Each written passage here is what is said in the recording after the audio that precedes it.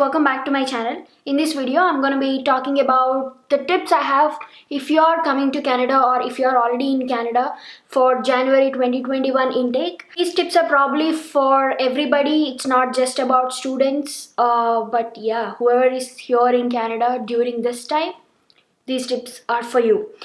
Before getting started, please subscribe to this channel and like this video, and let me know if you have any questions by commenting below this video. So the first tip I have for you guys is, if you receive any calls that says they're from IRCC or CRA, Service Canada, and if they ask you to give your details, do not do that, because nobody calls you like that. They always send you notices to your mail. That's the general scenario. But if you receive any calls like this, just as an example, let me play this video for you. Of Service Canada. The purpose of this call is regarding enforcement action which has been executed by the Department of Justice against your social insurance number. Ignoring this would be an intentional attempt to avoid initial appearances before the magistrate judge or exempt jury for a federal criminal offense. So before this matter goes to federal courthouse or you get arrested, kindly press 1 and speak to an officer now. Yeah, so I'm gonna leave a link of these kinds of videos in the description. You can just go through them and you will get an idea how these people scam you. So if somebody asks for your social insurance number, do not give them, do not give any of your details, especially your social insurance number is you need that to breathe in this country. Just a metaphor. Yeah, it's it's very important. That's what I wanted to say. If some unknown number calls me and asks me for my details, I just hang up on them, And my second tip is, first, you already got your admission, right? You already must have moved to this country, and I assume that you already are here. Just try to understand the situation around you. You have to follow the news at least once a day, and you have to know what's going on regarding the pandemic lockdowns, especially in Toronto area. I think there's a lockdown going on. I live in Durham region and there is no lockdown here, but if I have to go to Toronto or if I have to go to any mall there, I should be knowing that information. So especially as I'm living in Oshawa right now, I do not know anything that's going on in Toronto or Scarborough. So it's you have to know before going anywhere. So yeah, it's better to just check out what's going on in your surroundings. So as you guys are new to this country, you definitely have a lot to shop, and you have to keep going outside all the time.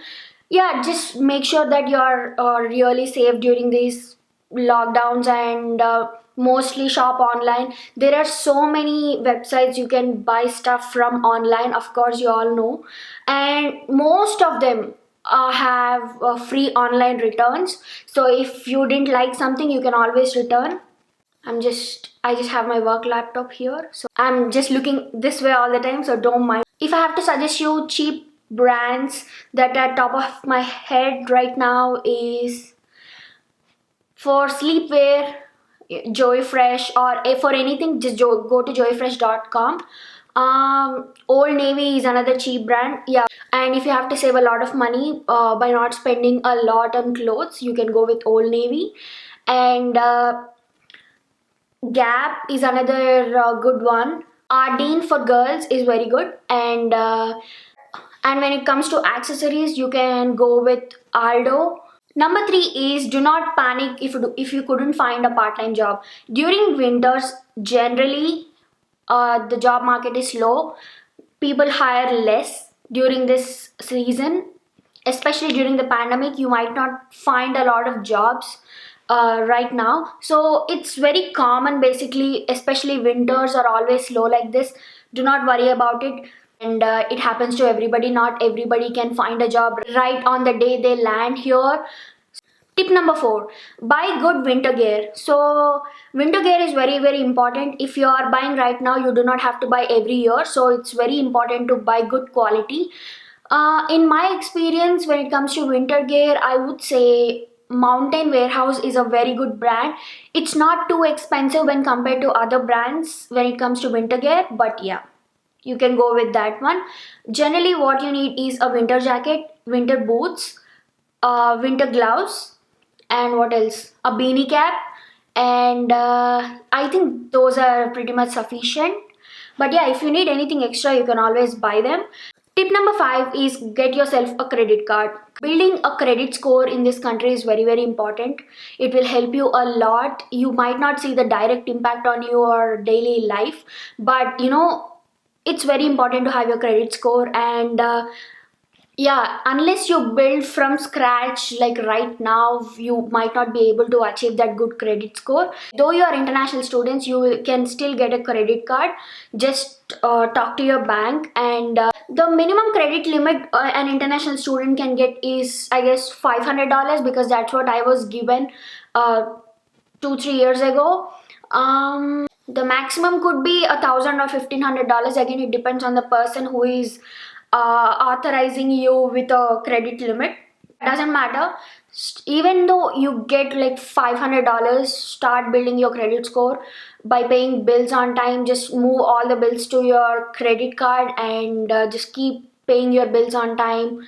Tip number 6 is definitely concentrate on your education. I've seen so many people who didn't concentrate on their education when they were an international student, and like, if you miss one course, generally in my college it used to be like that. If you miss in the sense, if you couldn't clear a course, let's say you failed a subject, you have to take that subject for next semester with the later semester students.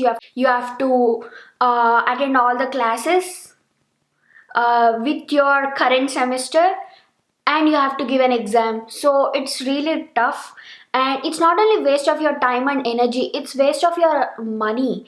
It will cost you at least $1,000 if you have to rewrite that exam and clear it. Let's say you have any of the backlogs in your post graduation, they will not give you a degree. So definitely concentrate on your education, and if you have a lot of money in your bank account, do not spend them like on unnecessary stuff. Like, student life is definitely tough for everybody.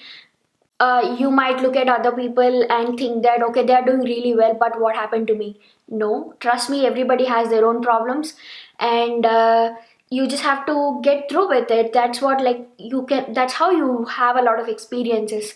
So yeah, I hope you guys found this video useful. If you have any questions, let me know by commenting below. I'll try to answer them.